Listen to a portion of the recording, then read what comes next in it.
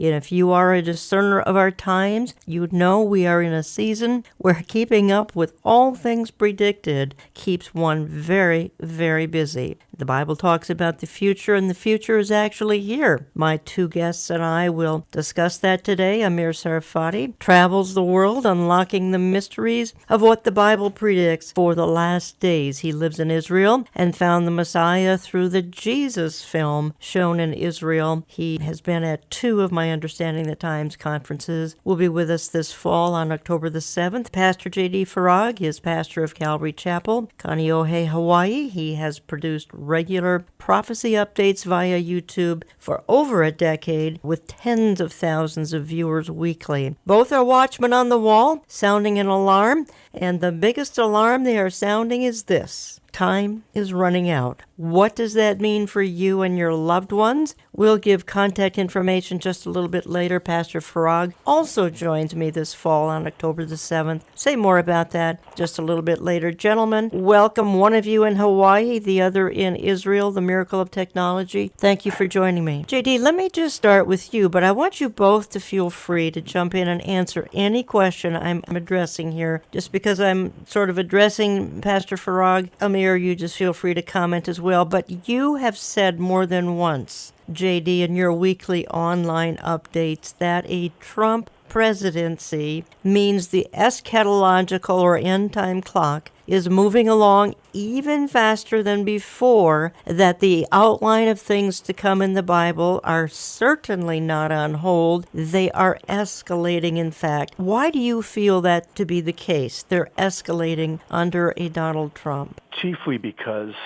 President Trump's pro-Israel and pro-Christian policies have inflamed, for lack of a better word, the powers of darkness.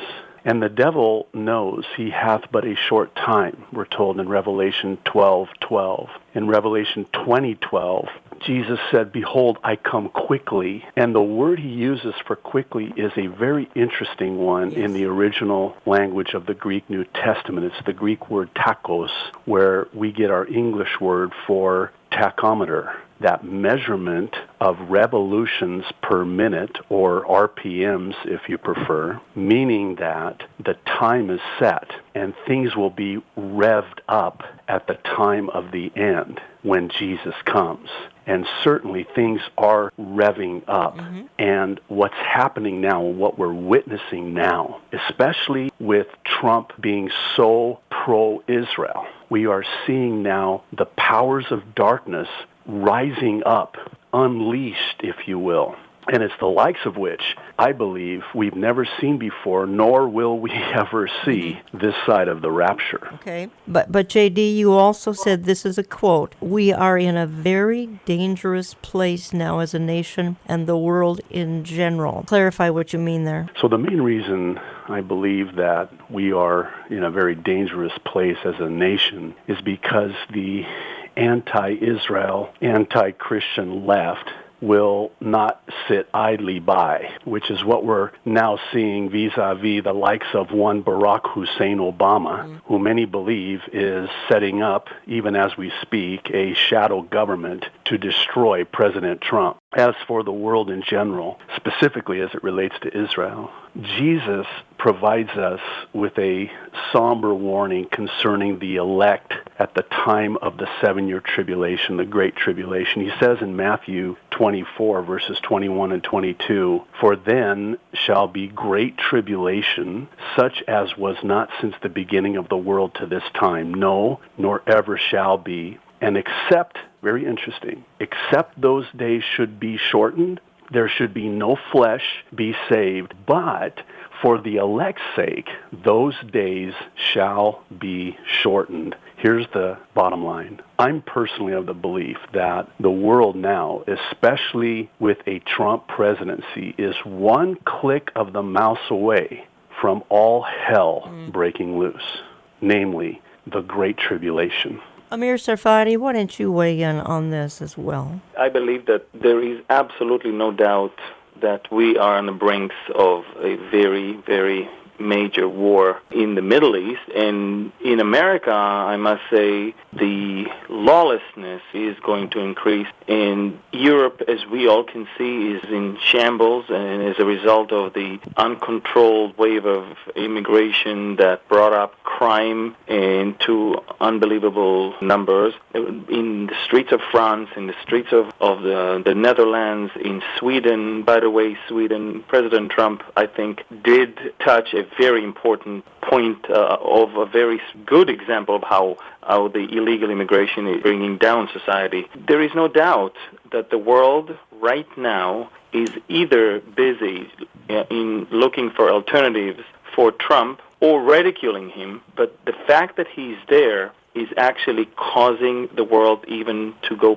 faster, as Pastor J.D. said, in the efforts to delegitimize Israel and to bring about some other solutions. And it's interesting, this is exactly why Prime Minister Netanyahu is traveling like never before to somehow find friends wherever he can, because we understand that very tough times are ahead of us. You're listening to Understanding the Times Radio. I'm Jan Markell. I have on the line from Hawaii Pastor J.D. Farag. Many of you watch his prophecy updates online, and we'll give some contact information here in just a moment or two. And Amir Sarfati. Amir has been at 2 of my Understanding the Times conferences. Both gentlemen will be with me Saturday, October 7th, along with Dr. Mark Hitchcock and Michelle Bachman. Gentlemen, back on February the 15th, now a couple of weeks ago, there was a historic meeting between Benjamin Netanyahu, President Trump, and I say historic only because I'm not sure an Israeli prime minister has ever been received so warmly.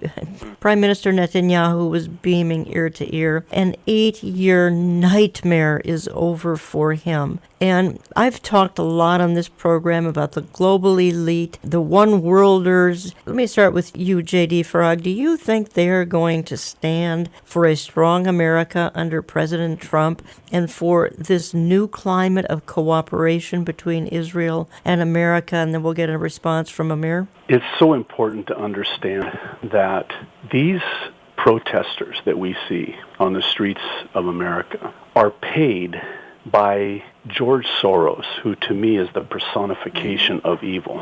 This is a man who is demon-possessed and obsessed with everything that is anti-Israel and anti-Christian for the purpose of ushering in the New World Order. So to answer your question, and again, this goes back to why I believe it is that things are revving up like never before. Not only will they not stand for this, they will unleash the demons from the pit of hell to do everything to destroy what Trump is doing. Amir, would you agree with that? Absolutely. If there is one thing that the global elite understands, is that they just lost in 2 battles. They lost the battle of the U.S.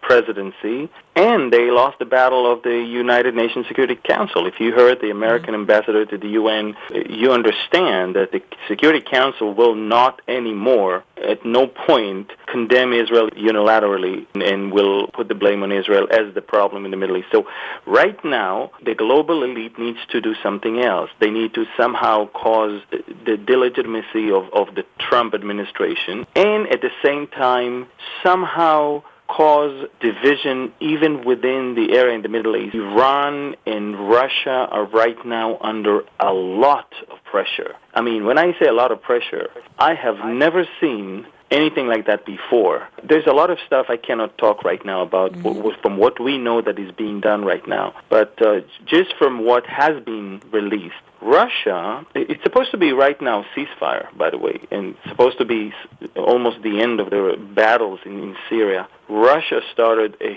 huge wave of bombardment in the southern part of the Golan Heights near the city of Daraa, and The Iranians are now arming to the teeth. The Houthis, the second in command of the Yemenite army, was just killed this morning by the Houthi rebels. We're talking about generals in the Houthi army that are basically threatening any U.S. vessel, naval vessel, that will come into Yemenite territory. We are seeing such an increase of instability, an attempt to instigate almost some sort of artificial crisis, because they understand things are not the same as they used to be in the last 8 years, when somebody in the White House used to do all their job and they didn't need to do anything.